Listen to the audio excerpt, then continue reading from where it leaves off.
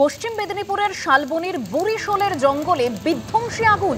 ভাদুতলা থেকে লালগড় যাওয়ার পথে রাজ্য সড়কের দুধারে শাল জঙ্গলে এভাবেই আগুন লেগে যায়। কিভাবে জঙ্গলে আগুন লাগলো তা এখনো জানা যায়নি। যে ছবি আপনাদেরকে দেখাচ্ছি, জঙ্গলে দাউ দাউ করে আগুন জ্বলছে। পশ্চিম মেদিনীপুরের শালবনির বুড়িশোলের জঙ্গলে বিধ্বংসী আগুন।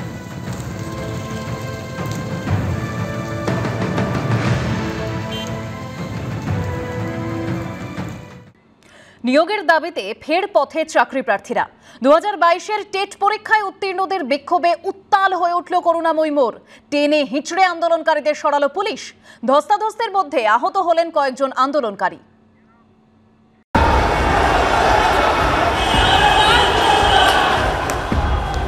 তৈরি ছিল বিশাল বাহিনী এবং র্যাফ, দাঁড় করিয়ে রাখা ছিল বেশ কয়েকটি বাস, কিন্তু কোনো ব্যবস্থায় শেষমেশ কাজে এলো না।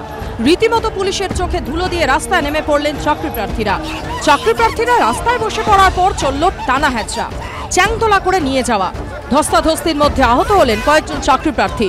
সব মিলিয়ে সন্দেশখালী কাণ্ড নিয়ে রাজ্য জুড়ে শোরগোলের মধ্যেই নিয়োগের দাবিতে ফের পথে নামলেন চাকরি প্রার্থীরা।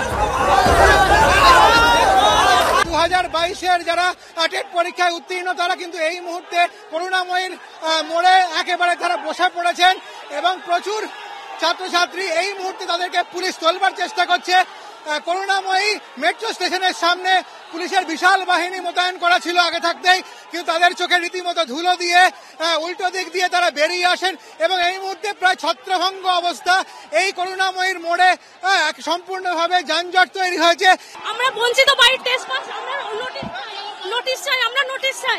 পাশের রাজ্য বিহার যখন ডবল নিয়োগ করছে, 1 লাখ করে ভ্যাকেন্সিতে নিয়োগ চালাচ্ছে, বাংলা কেন পাচ্ছে না? মুখ্যমন্ত্রী বারবার বলেন বাংলায় এগিয়ে। কোথায় বাংলায় এগিয়ে? কিসে বাংলায় এগিয়ে?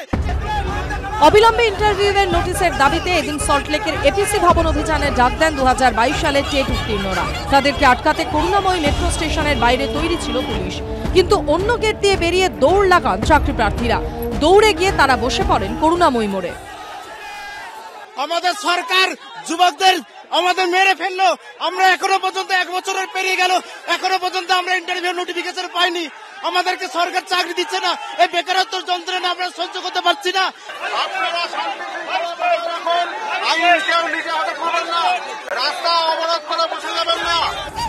রাস্তা থেকে চাকরি প্রার্থীদের টেনে হিঁচড়ে গাড়িতে তোলার চেষ্টা করে পুলিশ। 2022-এর টেট পাস করেছেন যারা, তারা কিন্তু ইন্টারভিউয়ের দাবি নিয়ে আজকে এভাবে তারা আন্দোলন নেমেছেন এবং তাদের যে কর্মসূচি ছিল এপিসি ভবন অভিযান, সেই অভিযানকে কেন্দ্র করে রীতিমতো ধুন্ধুমার পরিস্থিতি এই মুহূর্তে। ধস্তাধস্তিতে আহত হন কয়েকজন চাকরি প্রার্থী। পুলিশের বিরুদ্ধে মারধরের অভিযোগ করেন তারা।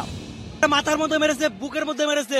এগুলো অপাশবিক অত্যাচার, পৈশাচিক অত্যাচার। এরা আইনের নামে ভক্ষক নয়, রক্ষক নয়, ভক্ষক। এতদিন ধরে বসে আছে, আর কতদিন বসে আমরা এখন কেটে দিয়েছে। দেখুন এই যে মেয়েটার শাখাগুলো সব ভেঙে দিয়েছে, সব ভেঙে দিয়েছে। এরা মানুষ। ঘটনায় রাজ্য সরকারকে নিশানা করছে বিরোধীরা।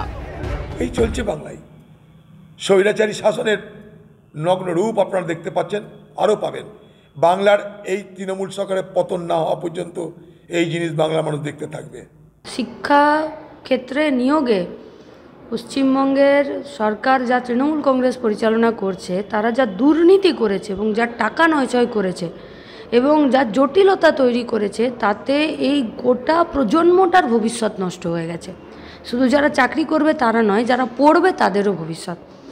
কোনো অন্যায় বা ভুল কাজের জন্য, একটা জটের জন্য যারা বঞ্চিত হয়ে আছেন, তাদের ধৈর্যচ্যুতি, তাদের যন্ত্রণা, তাদের আবেদনটা আরও তীব্রভাবে আসা, এগুলো স্বাভাবিক ঘটনা। যন্ত্রণা থাকলে মানুষ বলে। আমরা আশা রাখছি এই জটগুলো কাটবে। চাকরি প্রার্থীদের আন্দোলনের জেরে কিছুক্ষণের জন্য যানজট দেখা দেয় এলাকায়। সঞ্চয়ন মিত্র ও রঞ্জিত সাউয়ের রিপোর্ট, এবিপি আনন্দ, কলকাতা।